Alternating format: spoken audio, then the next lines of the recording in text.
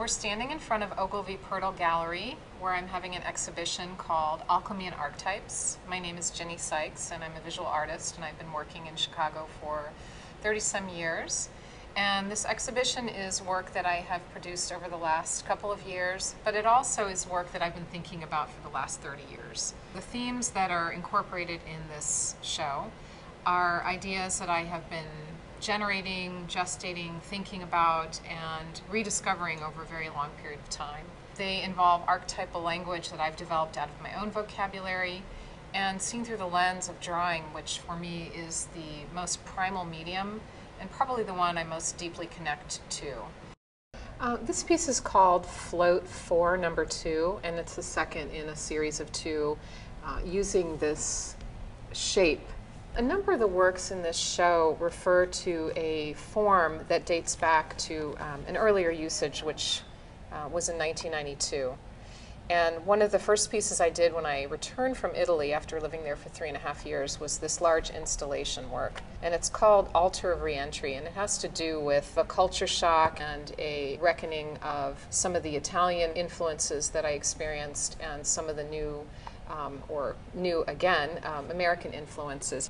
This particular form was something that came out of years of study of classical Madonnas and the Christ child.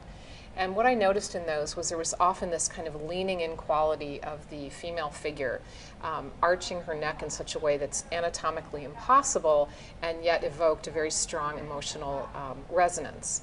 And so I used this shape in this earlier piece from 1992, and over 20 years later, as I went back to re-explore that form, it had something to say to me.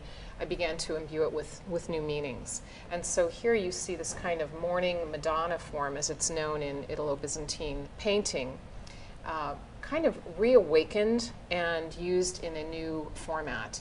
And I would say this is probably one of the more sexual pieces in the show, in that this form is both kind of phallic and fetal and womb-like, and yet it's also encased in a larger structure of a kind of twinning of this form, where it comes back in on top of itself and becomes both kind of womb-like, somewhat uterine, but also sort of floating. So there are many interpretations people have noted about these forms, but for me it's really an exploration of a kind of maturation of that form, moving out of a kind of mothering into a more second stage life sort of awakening. I think this floating quality is something that I wanted to explore as a kind of psychological state of being. This is a triptych, and it's called Homage to Ellsworth Kelly.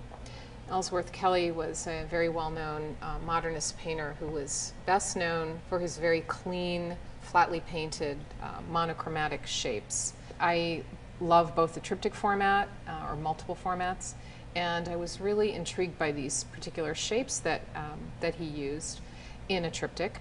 And so I adapted that as a form to then further my investigation of this Madonna form that I've been referring to. And what I like about these pieces is they have kind of a messy quality to them.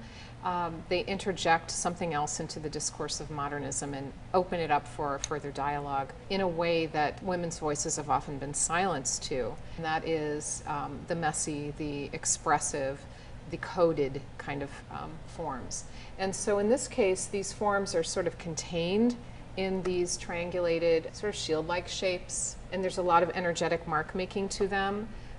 They're both negated and constrained and also bursting out of these restraints. And I really like how that's juxtaposed against the real clean white ground. And also I was very conscious of the positioning of these shapes and the movement and the arcs of movement that would lead your eye through the three of them as a way that they kind of can tumble and move through space.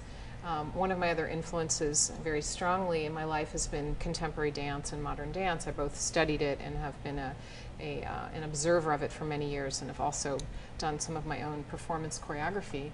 And so I think of these as probably a little more figurative, in that these shapes are kind of active agents within the picture. This piece is called Untitled in 25 Parts. And as compared with the other two grid pieces in the show, I think this is probably the one with the most emotional resonance and the greatest emotional range.